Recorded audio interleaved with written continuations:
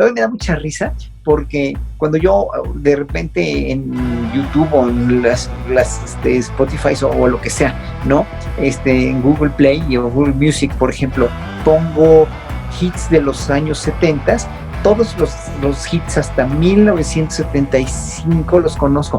A mí me tocó vivir en una época en la cual el ser gay, el ser maricón, como le decían, el ser joto, en ese entonces pues era un súper estigma. Además, veía los encabezados de los periódicos que decía redada de hilos, por ejemplo, ¿no? Pero en la música clásica, que pues, yo no la llamaría docta, porque toda la música es docta, que empecé a tocar la flauta cuando me enamoré de la música clásica, y a partir de ahí jamás de los jamases volví a oír otra música que no fuera esa música.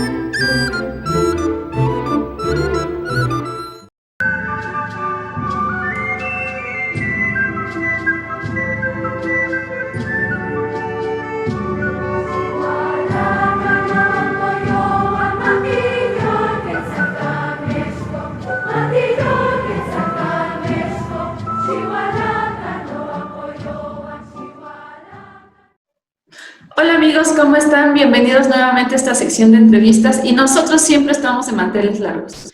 Y hoy más, hoy tenemos a un músico que ha tocado en Hungría, en Japón, en Italia, obviamente en México, en Canadá, en Estados Unidos, un gran flautista y aparte de eso, un activista, defensor de los derechos humanos, líder de opinión y obviamente un orgullo de la comunidad LGBTTIQ. Amigos, hoy tenemos... Mi nombre es Jonathan Robles Reyes. Elsa Janet.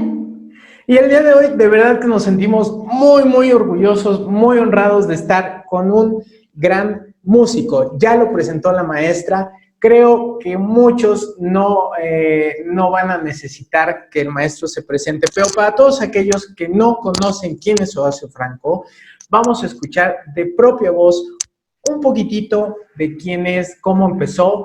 Y hoy, sí, el día de hoy vamos a tocar temas que normalmente no se abordan por parte de la comunidad de los músicos, por tabú, porque para algunos músicos es incómodo, porque para muchos otros simplemente no cabe en la razón de tocar estos temas. Así es que no se pierdan esta entrevista. Vamos a tener temas bastantes amenos para una charla. Maestra, pues no queda más que presentar al maestro Horacio Franco. Maestro, bienvenido. Hola, gracias por esa presentación tan linda, Jonathan, gracias, Elisa. Bueno, estoy muy, Elsa, perdón. Me da mucho gusto estar con ustedes, me da mucho gusto hablar con gente joven, con gente talentosa, con gente emprendedora, que en verdad hace tanta falta en el mundo de la música. No jóvenes y talentos, porque hay muchos jóvenes y talentos, sino emprendedores. Y este proyecto es muy importante para que nos conozcan, para que, pero tú precisamente lo dijiste, Jonathan, para desaguetar un poquito el mundo de la música clásica, en mi caso, ¿no? Para quitarla del gueto y sacarla del nicho de conocedores y de gente culta, porque hay muchos programas muy buenos y hay mucho, o sea, está muy bien comprendido, ¿no? Todo el mundo de la música clásica dentro de un nicho, pero ese nicho a veces es un poco reducido, ¿no? Entonces el chiste es sacarlo para que vean que somos como toda la gente de carne y hueso y hacemos exactamente lo mismo y somos trabajadores en una de las más maravillosas artes que nos dio la vida. Maestro, sin duda alguna que sus palabras tienen o están llenas de verdad. Nos pusimos a hacer la tarea, maestro, nos pusimos a investigar quién es Horacio Franco, el músico. Pero el día de hoy no solamente vamos a descubrir quién es Horacio Franco, ya muchos saben, y los que no saben, créanme que tienen, aquí en la descripción vamos a dejarles links de los videos del maestro, de conciertos, presentaciones que ha tenido. Es un enorme, un monstruo de la música y orgullosamente mexicano, del talento que México necesita, no nada más en la cultura, sino en toda la extensión de la palabra. Es un activista, como ya lo dijo la maestra. Vamos a hablar sobre temas como la homofobia dentro de la música, que es algo que se ha dado durante mucho tiempo, que es algo que, como lo decíamos al principio, a muchos incomoda y que a otros tantos simplemente no lo quieren tocar por miedo, por tabú, por el motivo que sea. Vamos a también tener temas como un libro que platicábamos antes de entrar con el maestro. ¿Cómo se llama, maestra? El libro. ¿Quién mató a la música clásica? ¿Quién mató a la música clásica? ¿Por qué es eso? Muchas veces como músico, y más en la música clásica o docta, porque así se le llama, y también ahí caemos en ese error. Tenemos ese ego, esa no sencillez que en lugar de acercar al público, simplemente lo alejamos cada vez más. Y que, como dice el libro, ¿quién mató a la música clásica? Pero creo que el libro debería decir, ¿quién mató y quién sigue matando a la música clásica? ¿No, maestro? Totalmente de acuerdo, Jonathan, totalmente de acuerdo, sí. Ese libro es un referente de toda la sociología que finalmente abarca el mundo de la música clásica, pero la música clásica que pues, yo no la llamaría docta, porque toda la música es docta. Mucha música puede ser clásica, pero vamos a ver, primero que nada, es muy importante que el público de este programa y a los músicos también sepan por qué nuestra música sí se debe llamar clásica, o sí es clásica, nada más por el único hecho de que los europeos le inventaron hace 1000 años a la música un lenguaje escrito, cosa que no había hecho nadie, ni los griegos, ni los romanos, ni los egipcios, ni los etruscos, ni los cretenses, ni los mesopotámicos, ni los incas, ni los olmecas. Nadie de las culturas antiguas le inventó a la música un lenguaje escrito. Al inventarse ese lenguaje, la música se perpetúa por 1000 años apenas, ¿no? 1000 años de música escrita. Y en un momento dado, sí, obviamente la música en Europa se hizo vertiginosamente intelectual, vertiginosamente de una construcción premeditada, de una construcción predeterminada con el ritmo y las notas escritas, porque finalmente antes era por pura tradición oral y se sistematizó un sistema, perdón por la redundancia, se sistematizó la polifonía, que es precisamente nuestra gran herencia cultural. Entonces, por eso se llama música clásica, pero no quiere decir que otras músicas no puedan llegar a ser muy difíciles o muy clásicas también, como la música hindú o la música árabe, pero esas no se aprendieron a escribir. Los músicos no están acostumbrados a ese lenguaje y finalmente son músicas de reacción, son músicas que dependen mucho de la reacción auditiva de los intérpretes y de las habilidades auditivas, ¿no? Entonces, bueno, sí es correcto llamarla música clásica. Música de concierto tampoco es el nombre, y música culta menos, porque toda la música es culta, porque es producto de una cultura, ¿no? O de una culturización finalmente a través de los sonidos, ¿no? Y de la expresión de las emociones humanas a través de los sonidos. Bueno, ya fui muy general en esas definiciones, pero así es. Entonces, en la música europea finalmente ha sido una música, pues yo la llamaría muy de derecha, porque empezó por la iglesia, que fue la que la patrocinó primero. No les quedaba de otra a los compositores del canto gregoriano, total y absolutamente apoyado por la iglesia, ¿no? Propiciado por la iglesia, se pasó a la polifonía sagrada, propiciada por la iglesia, se pasó a toda la cuestión medieval, propiciada por la iglesia, que era lo más poderoso entonces, ¿no? Más que las cortes, más que los príncipes y reyes que hacían música profana, pero que finalmente los que tenían la batuta siempre eran los maestros de capilla, ¿no? Entonces, igual aquí en México, ¿no? Cuando se coloniza, pues pura música religiosa, ¿no? Y casi nada de música profana. Y después, entonces, bueno, finalmente ahí está la razón de ser. Después de que se emancipa, dijéramos, de una manera también muy paulatina, pero muy significativa la música después de la Revolución Francesa, cuando ya los príncipes, los reyes, los nobles, los sacerdotes ya no iban a mantener a los músicos, se empieza a hacer el show business de la música, el hecho de hacer que los músicos, los compositores y los intérpretes ya no fueran los sirvientes de los príncipes reyes y grandes señores de la Europa entonces.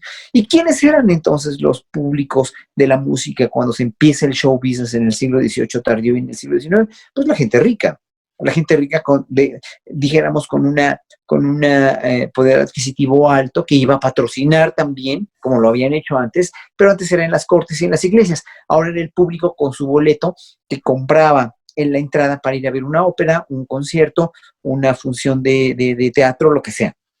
Entonces, a partir de ahí, ya se vuelve un espectáculo muy clasista, finalmente, un espectáculo total y absolutamente para gente que puede pagarlo. No es que Beethoven o Mozart o Haydn hubieran sido gente rica o gente potentada, no, digo simplemente, bueno, uno rico sí, muy, muy rico era Mendelssohn, pero que también era un gran genio, pero todos los compositores geniales pues no tenían per se que venir de una clase alta, ¿no? Entonces, ahí, en ese sentido, sociológicamente hablando, ellos se tuvieron que adaptar y que tocar para corritar la tortilla, ¿no? La chuleta. Entonces, así fue como la música se hizo un espectáculo para gente sí conocedora, pero sí rica también.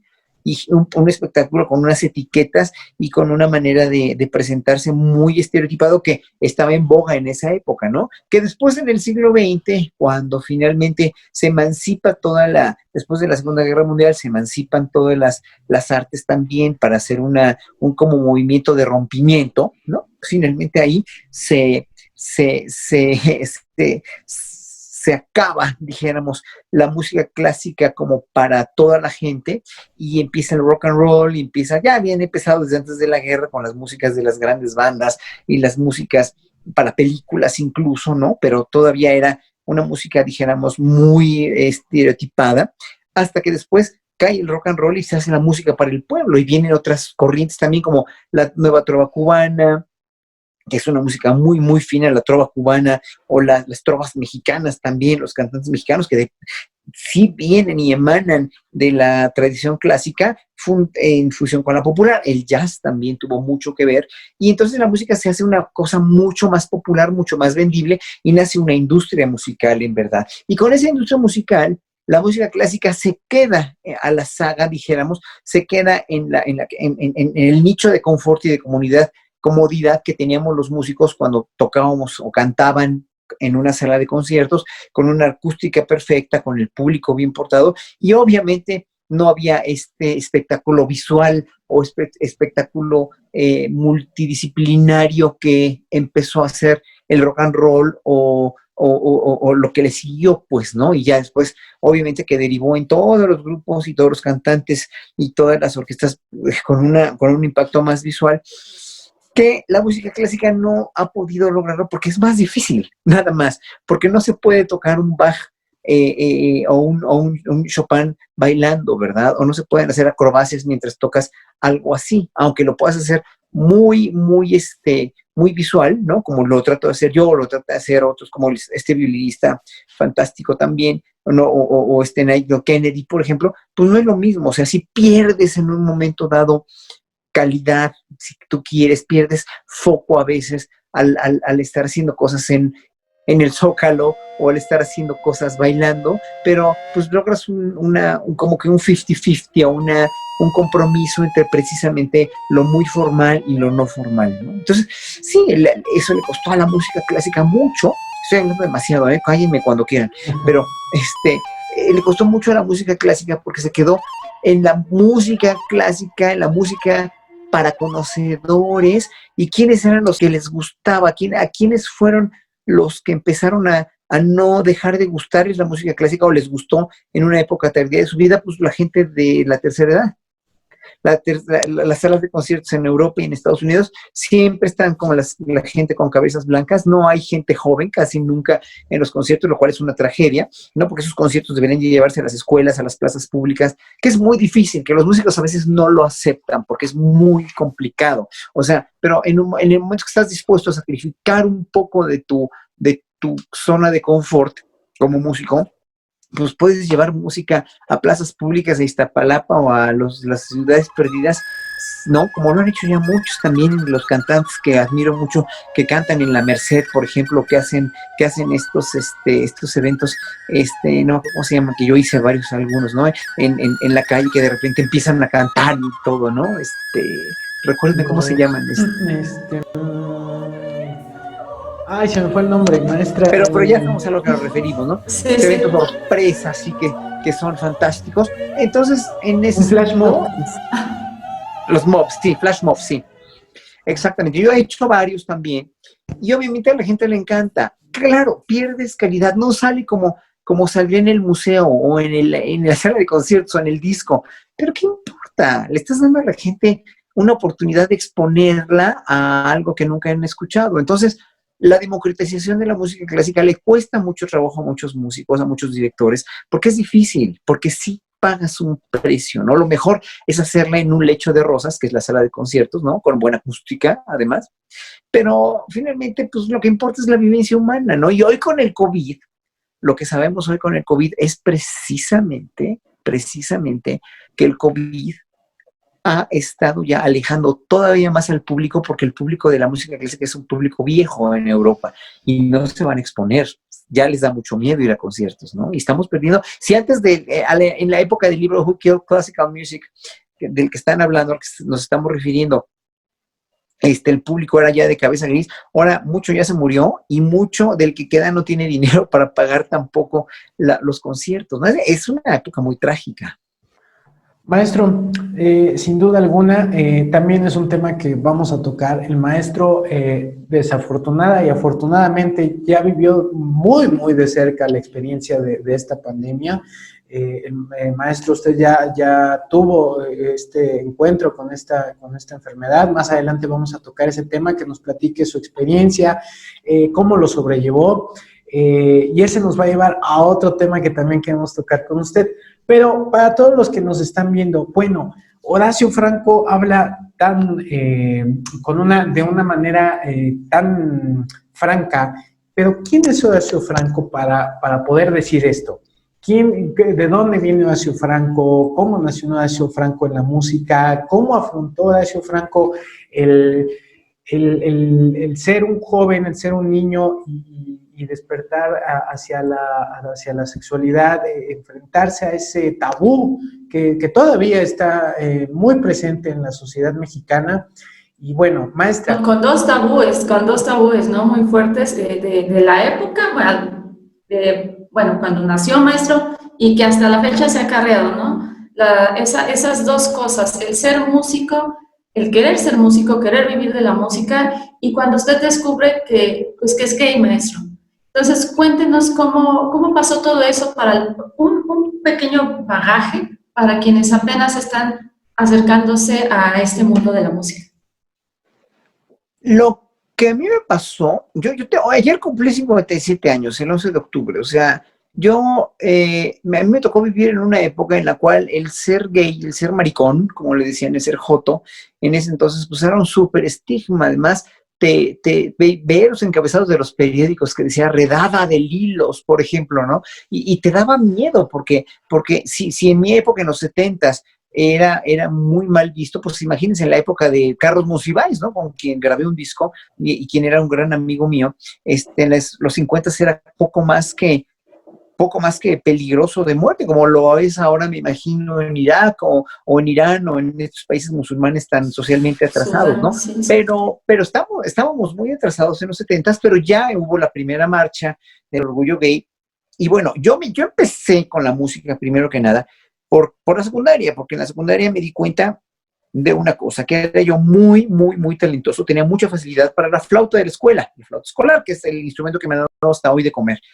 Y luego, una compañerita que tocaba el piano, el maestro de música nos llamó para para escuchar una sonata de Mozart, la sonata facile que tocaba ella, y que precisamente cada año, digo que cada año hablo con ella, no cada 3 veces por año, 4 veces hablo con ella para seguirle dando las gracias de que me puso ella en el camino la música, porque la oí tocar a ella una sonata de Mozart, la sonata facile, les digo, y en ese momento me entró pues hagan de cuenta que fue un rayo de luz en mi cabeza de no querer hacer otra cosa, o sea, de que Mozart me llevó a lugares donde nunca me imaginé. Y fue tan fuerte que yo dije, yo quiero hacer esto. O sea, a mí no me importa, yo quiero tocar así el piano, yo quiero ser como ella, ¿no? Yo quiero tocar esto, ¿no? Y desde entonces, desde ese día, que fue en 1975, tenía yo 11 años, ¿no? Todavía no cumplía 12, que empecé a tocar la flauta, cuando me enamoré de la música clásica, y a partir de ahí, jamás de los jamases volví a oír otra música que no fuera esa música. Todavía me da mucha risa, porque cuando yo de repente en YouTube o en las Spotify o lo que sea, ¿no? En Google Play o Google Music, por ejemplo, pongo hits de los años 70, todos los hits hasta 1975 los conozco, pero cuando pongo hits del Hit Parade de Estados Unidos o de México de 1976 no conozco nada. O sea, me volví total y absolutamente devoto así de la música clásica, me volví el más freak del mundo, me la pasaba todo el día con una grabadorcita que tenía yo con un radio, yendo a la XLA, Radio UNAM, tocando, sacando de oído cosas con la flauta, y bueno, pues me di cuenta que la música era mi camino.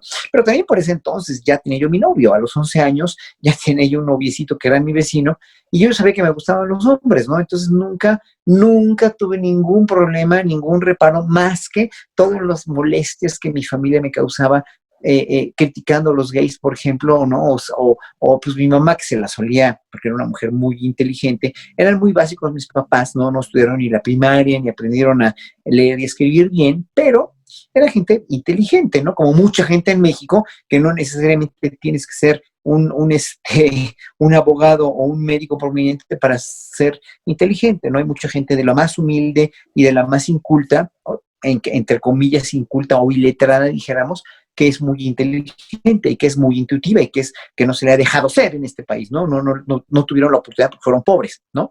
Entonces, mis papás eran ese tipo de gente, y mi mamá era muy colmilluda y se la solía muy bien, ¿no? Entonces, sí, cuando yo le salí del closet a ella cuando tenía yo 14, 15 años, pues sí fue el acabose para ella, pero pues yo ya era muy gay en esa época, ¿no? Nunca tuve problemas por 2 cosas, ¿no? O sea, aquí hay una cuestión, la educación machista en México, la educación muy machista y la educación religiosa, o sea, la religiosidad, que no es una religiosidad en verdad, es una superstición.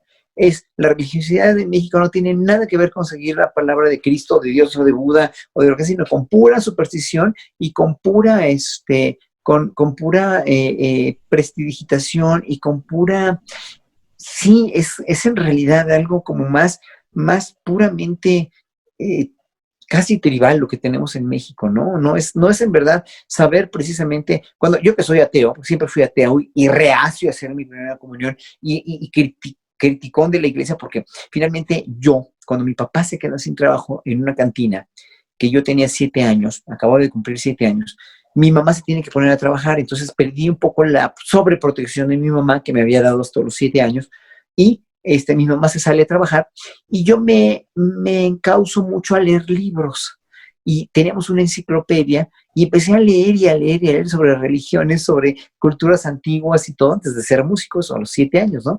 Y empecé a decir, bueno, ¿por qué, si hay tantas religiones en el mundo, por qué a mí me quieren imponer una, ¿no? O sea, tan fácil y lógico como eso. Y pues yo decía, bueno, ¿por qué tengo que hacer una primera comunión para confesarme con quién? Porque tenía un primo yo, que nunca lo conocí, pero era sacerdote, y hablaban que era muy, pero muy, pues sí, era muy mujeriego, ¿no? Mi primo, que nunca lo conocí. Y que, pues, oye, ¿por qué me tengo que confesar con alguien como un primo que tengo, que no conozco, pero que finalmente pues, yo soy un niño bueno, yo no un niño malo, ¿no? Entonces, nunca me causó lógica el hecho de hacer una primera comunión o de hacer nada, cuando había pues tantos dioses tan interesantes o más interesantes que Cristo, que cuando había un Buda, cuando había dioses egipcios que tenían cabezas de halcón o cabezas de chacal o cabezas de león o lo que sea, decía, qué bonitos dioses, ¿no? Qué padre que tengan muchos, porque a mí me tienen que imponer uno, ¿no? Entonces me volví muy ateo, me volví muy crítico de las religiones, muy ateo. Nunca quise ser mi primera comunión y nunca tuve el sentimiento culpígeno que siempre te trata de imponer la Santa Madre de la Iglesia Católica, Apostólica y Romana. Jamás. Entonces, no, porque yo era un niño bueno, o sea, era un niño estudioso, sacaba dieces, era un niño muy aplicado, era un niño muy dedicado, hasta que encontré la música, encontré los hombres y dije yo, pues, ¿qué tengo que estar sintiéndome culpable, no? Entonces, lo que se sentía mal, por eso era mi señora madre, que finalmente nunca lo aceptó, pero que pues, finalmente me doy cuenta que fue su problema, ¿no? Que fue totalmente su problema.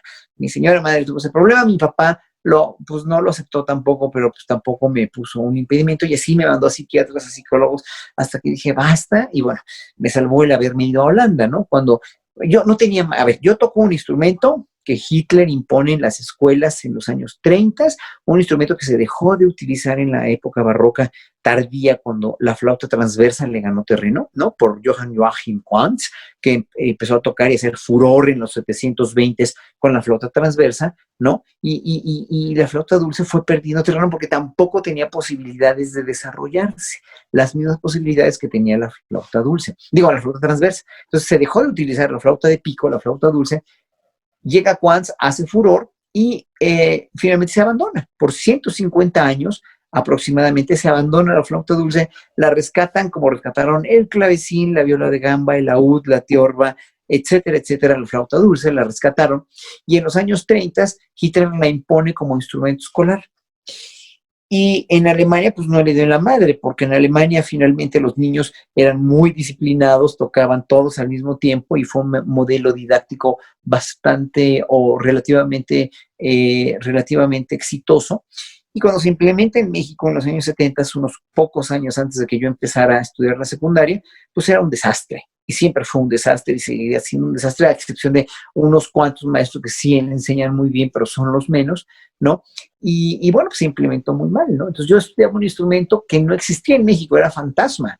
Yo entro al conservatorio a los 13 años, a escondidas de mis papás, porque mis papás no me querían dejar estudiar música.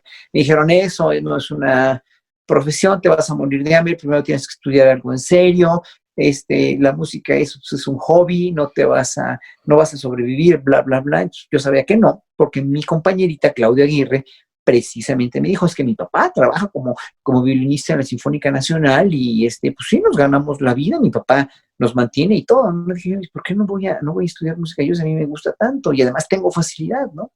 Me inscribo al conservatorio y me topo pues con un no, estudias en el conservatorio, lo que quieres estudiar, que es flauta dulce. Me aceptaron porque era yo talentoso, pero pues tuve que estudiar violín porque no había otra opción.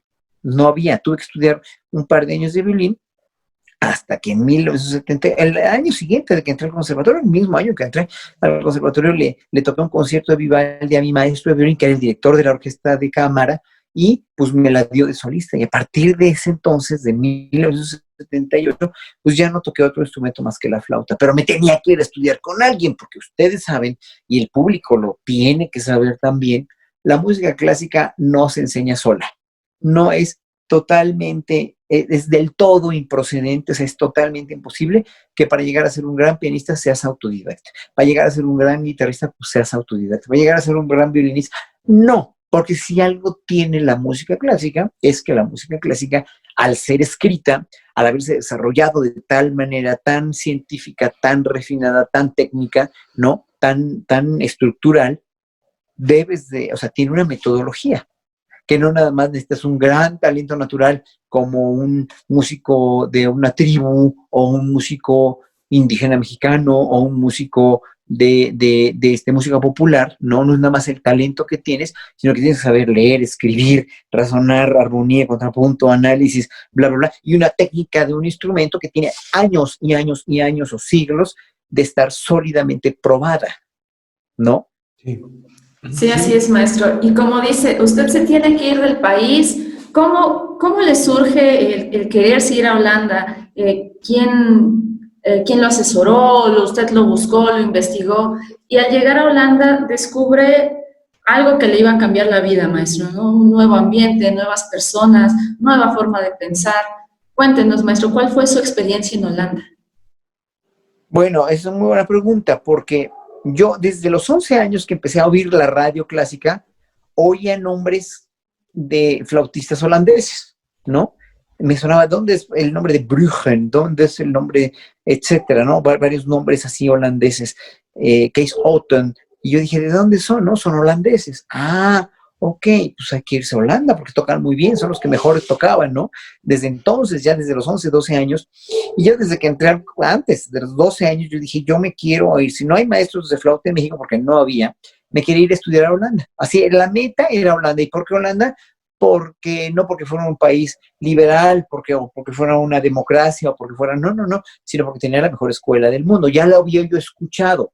Entré al conservatorio y sí, me reafirman ahí. No, un muchacho, Fernando Cortés, que es un gran amigo mío ahora, que tocaba el corno, que también tocaba como aficionado a la flauta dulce, me dijo que pues sí, Holanda, los flautistas, o en Inglaterra, pero yo dije, Holanda me late mejor por Frans Bruggen, que era el mejor flautista en ese entonces, ¿no? El más célebre de todos. Y entonces, pues mis esfuerzos fueron para irme a Holanda. Y claro, tuve que luchar contra viento y marea, porque a mí no me becó nadie, porque a mí finalmente nunca se me puso el camino allanado para poder largarme de este país, sino que yo lo tuve que buscar. Y yo estoy convencido de que cuando tú buscas una cosa, la encuentras, pero tienes que trabajar, porque no se te da gratis, ¿no? O sea, gratis la lotería, o gratis sacarte la rifa, o gratis el encontrarte el amor de tu vida, no se te da nunca. Siempre la vida te enseña que lo que vale la pena hay que trabajarlo. Entonces me voy a los 17 años, muy jovencito, después de haber dado un año de clases en el conservatorio, porque se me ofreció dar clases en el conservatorio de flauta de pico, formar la carrera, que nunca se aprobó, pero que hice los planes de estudio y luego los perdieron. Lo hice en la Superior de Música también. Me fui a Holanda y ahí, al irme a Holanda, pues obviamente me di cuenta de que yo no estaba tan equivocado con todo lo de pues lo que había aprendido, ¿no? De mi característica como gay, de mi ateísmo, ¿no? De mi ver varias culturas con diferentes religiones o lo que sea, y de ver una democracia perfecta, ¿no? A mí me tocó en Holanda vivir una democracia perfectísima, que cuando regreso a México, me doy cuenta que sí vivíamos en una dictadura perfecta, ¿no? Como lo hubiera dicho 5 años, no, yo regresé en 85, en 91 dijo este señor Vargas Llosa, ¿no? Que México era una dictadura perfecta. Pues sí, sí lo era. Y yo ya lo sabía. Pero pues ahí en Holanda aprendí, aparte de eso, de vivir en una democracia con una igualdad, social, con unas diferencias sociales pues que no se veían, ¿no? Que sí había diferencias de gente rica y gente pobre, pero no las notabas tan ostentosas y groseras como las notas aquí, ¿no?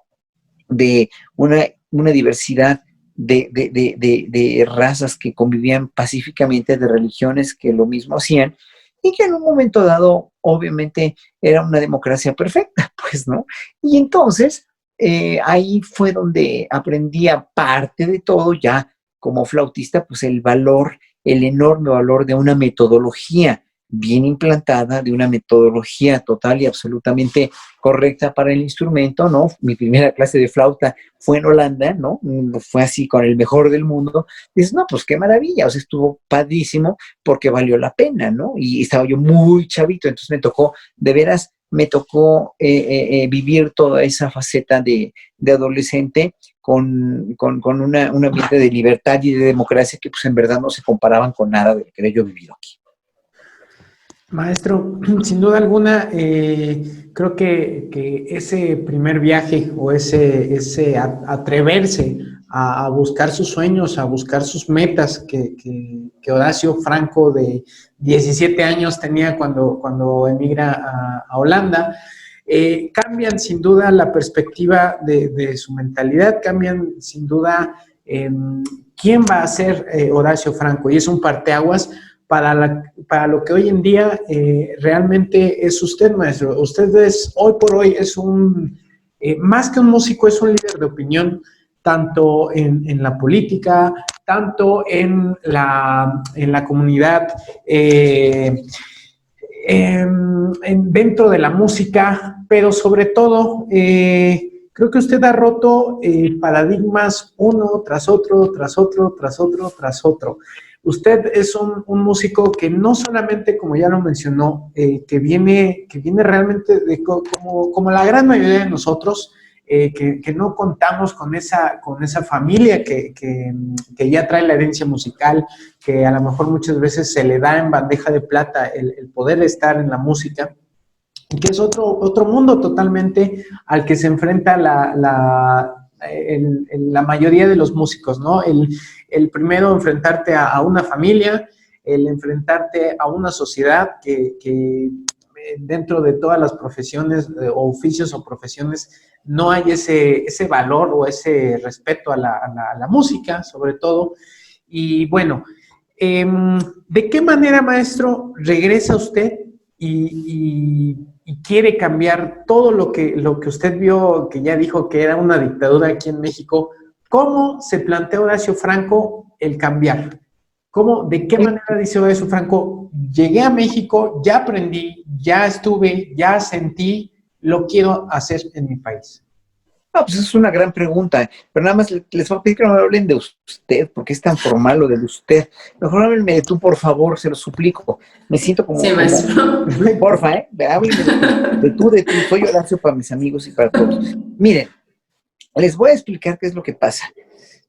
Cuando uno tiene un motor en la vida, así que es, quiero hacer algo a como de lugar, porque me gusta, porque puedo, porque quiero, porque me apasiona, no tienes un freno en ninguna de las cosas. Si te lo propones y lo logras, porque trabajas para ello. Yo ya, o sea, eso me lo demostré cuando tenía 17, que me fui, cuando ahorré por un año dando clases en la superior de música en el conservatorio, y me gané un premio por Enciclopedia Británica también, y me fui con $12,000 que yo mismo conseguí, que yo mismo me gané. O sea, a mí nadie me dio ni un centavo. Entonces, ya con eso, ya te vas con cierta seguridad de que dices, sí la puedo hacer. Nada más que llegué a Holanda y el nivel era tan alto y la metodología tan estructurada, pues que dije, ay, güey, o sea, aquí primero, a ver, fue como un balde de agua fría. Aquí tocan tan bien y tienen tan buenos instrumentos y todo. A ver, pero ¿cuál es el chiste de todo esto, no? Con mi talento natural que tenía, que yo sabía que lo tenía, y con mi enorme pasión, que también la tenía, no iba a hacer yo nada si no lograba entender, o si no lograba yo penetrar, dijéramos, en ese mundo. Porque me di cuenta que la metodología de trabajo, pero también la disciplina y el trabajo, o sea, la palabra clave, el trabajo, era lo que me iban a sacar adelante. O sea, aquí en México están muy acostumbrados a gente talentosa, y eso se los puedo decir con toda la autoridad que tengo ya de tantos años de dar clases, ¿no? Con les puedo decir, en México, desgraciadamente todavía, aún en muchos casos, el talento es directamente proporcional a la hueva o a la flojera, si quieren ser más correctos. Mientras más talentosos son, los alumnos más flojos se vuelven, porque tienen todo fácil, porque les sale todo muy fácil. Pero a la hora de la hora, cuando tienes que competir en un ambiente que supuestamente es el mejor o el más avanzado o el top de el top de la flauta o del piano, del violín en todo el mundo, con un gran profesor, entonces te das cuenta que con tu talento y tu pasión no vas a hacer nada si no trabajas como una bestia. Entonces es lo que me dio a mí, el haberlo comprendido, el haberlo digerido, fue lo que me dio finalmente las armas para estudiar como una bestia, para trabajar como un animal de carga, y estudiar muchísimo y aprender una metodología que me permitió además al año siguiente ayudar a mi maestro a ser como el asistente de las clases de técnica. Las daba yo, porque tenía muy buena técnica. Entonces, y luego de recibirme con grado de maestría ya al tercer año, porque me dijeron, pues yo iba nada más 2 años, pero me dijeron, no, pues es que tú te puedes recibir con el grado de maestría. Me dieron la maestría sin haber hecho la prepa, además, sin haberme preguntado, ¿tienes tu certificado de colegio de bachillerato de México? No, o sea, me dijeron, aquí está y te lo mereces.